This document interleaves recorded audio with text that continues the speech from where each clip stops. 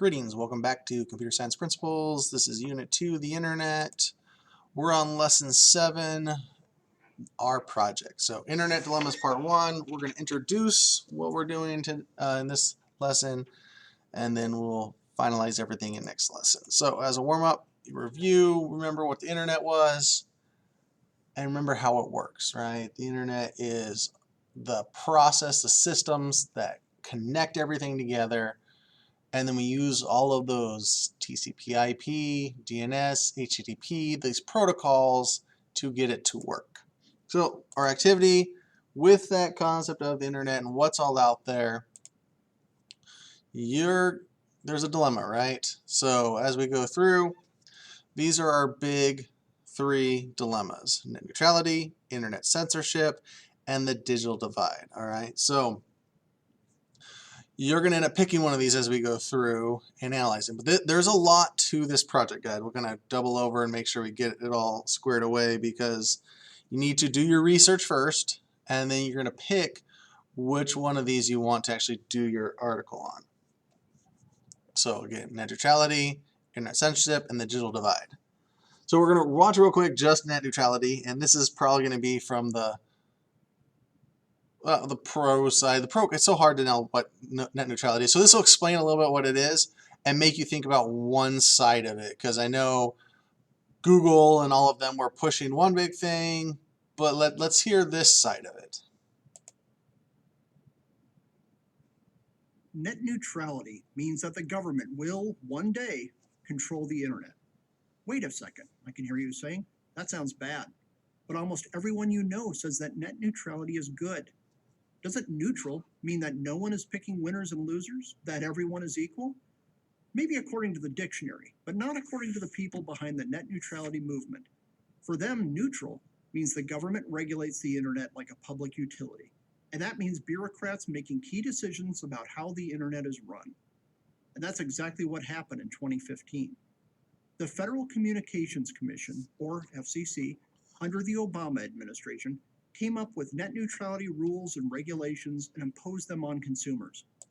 So for a little bit of history lesson, in 2015, remember this whole net neutrality thing, it wasn't a thing, right? It was just the internet was the internet.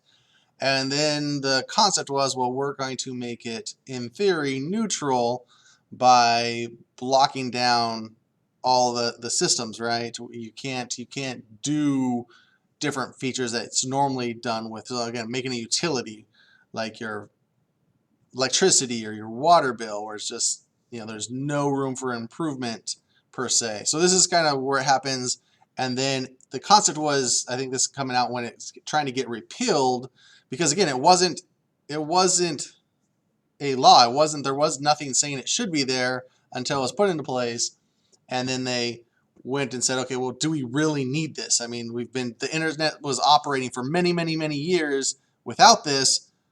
Why do we need it? And that this is a controversy of, so why get rid of it? And then you got people saying, oh, well, we need it. It's going to help the little guys. But this is kind of, again, that probably from a lot of people, the other side of the story. No open hearings, they just did it. Here's what they said. Internet service providers, or ISPs, AT&T, Verizon, and other companies that lay the cable that goes to your house, are basically monopolies, like your typical utility company. To prevent abuse of this position, net neutrality rules prohibited them from charging websites different prices, no matter how much or how little bandwidth they use. But this is exactly the opposite of what utilities are allowed to do. Electricity providers, for instance, are allowed to create pricing tiers. The more you use, the higher the price goes. If you use significantly more power than your neighbor, you pay more for the privilege. Net neutrality forces ISPs to charge all users the same price, no matter how much data they send through the internet. It's a bad idea. Here's why. The internet consists of a physical infrastructure of cable and phone lines that carry the data. We call it bandwidth. But of course, there's a limit to how much data it can carry. In 2014, just two companies, Netflix and Google, which owns YouTube, consume more than 52% of the total bandwidth of the entire internet. All those data-heavy movies and videos clog up the pipe. To combat this massive resource drain, The ISPs floated the idea of creating fast lanes, bandwidth that would be dedicated to the big users in exchange for higher usage rates. You use more, you pay more. Believe me, I'm no fan of ISPs, but shouldn't they be allowed to charge companies more if they use more bandwidth? Furthermore, if companies like Google and Netflix have to pay higher prices for more bandwidth, they'll be motivated to find new ways to push more data through the pipe. And creative startups would no doubt see a great business opportunity to do the same thing. End result, more efficient, faster internet. Consumers win. The big bandwidth users didn't see it this way. Instead, they lobbied for the new rules to prevent the ISPs from charging them differently than anyone else. Naturally, they want to pay as little as they can for bandwidth, so they mounted a big PR campaign to convince the public to back the new regulations. And it worked. How could it fail with a name like net neutrality? They argued that without regulations, a very small number of companies, the ISPs, would wield enormous censorship powers. Our free speech would be in jeopardy. Ironically, the only companies that have been censoring content are many of the same ones that want net neutrality. Google, Dun, dun, YouTube, dun. Facebook, Twitter, the big users, companies that, coincidentally, had a very close relationship with the Obama administration. YouTube's parent Google had more than 427 meetings at the Obama White House during his presidency, a rate of more than one per week. All those visits apparently paid off. Following decades of exploding internet growth, the government suddenly interjected itself with a bunch of new rules to stop a non-existent threat. Those rules were rescinded in 2018 when the FCC rolled back the Obama-era regulation under the principle that innovation would be much more likely to happen if the government got out of the way. In other words, the FCC returned the internet to its pre-2015, pre-net neutrality state. Sounds like common sense, right? Just leave the internet alone and let tech do its thing.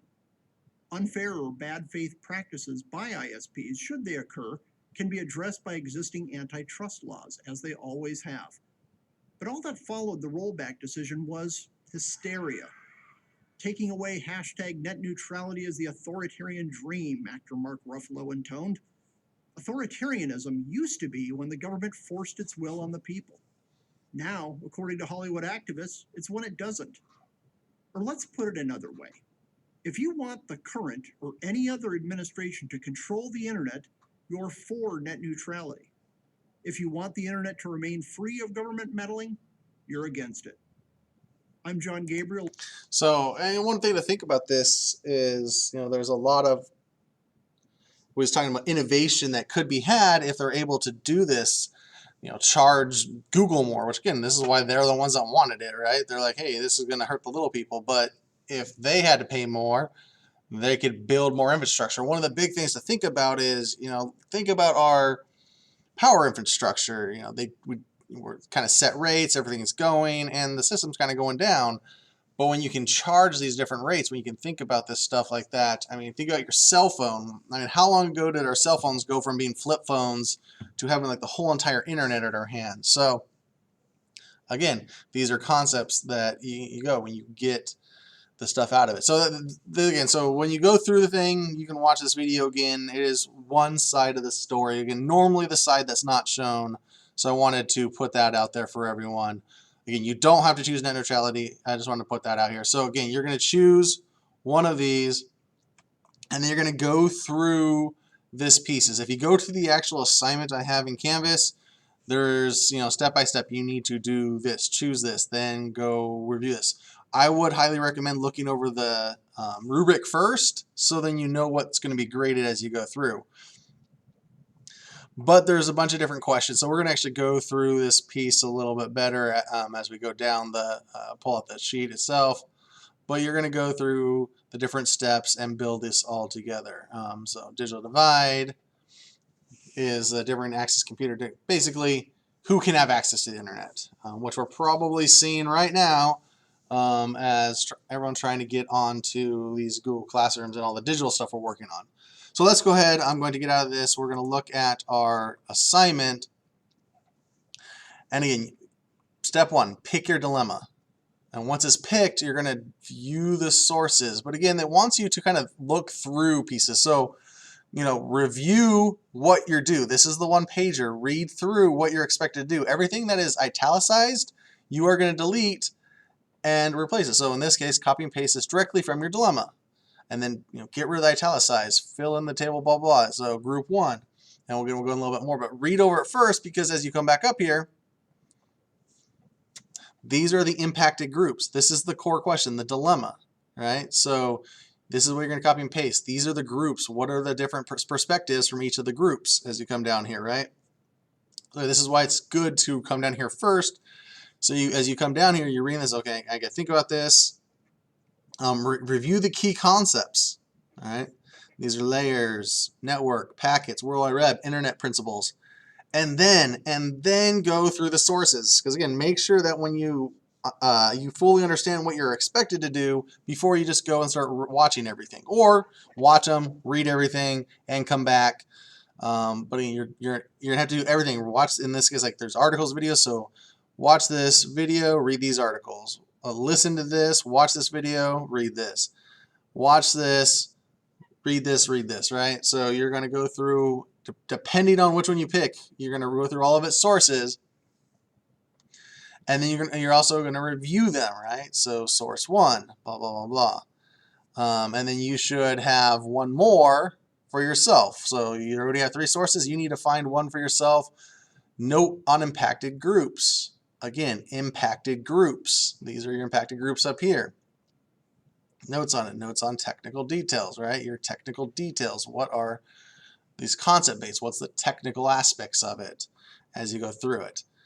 And then you have all the information you need. Once you fill out all of this, you're going to then fill out, now you're going to fill it out. You're just reviewing it for now. Technical background. Again, should delete this thing. I'd actually honestly hit enter, write it, and so you can keep looking back at this, then delete it. So same thing here. Read this, click enter, answer the question, but make sure to delete this stuff so it's not all gibberish. This needs to look good as well. And then finally, do the last piece of this, and you're going to kind of summarize everything, because that'll be actually for lesson 8. So again, you're filling this all out for this lesson. If you have any questions, let me know, or watch this video again. Thanks a lot. We'll talk to you later.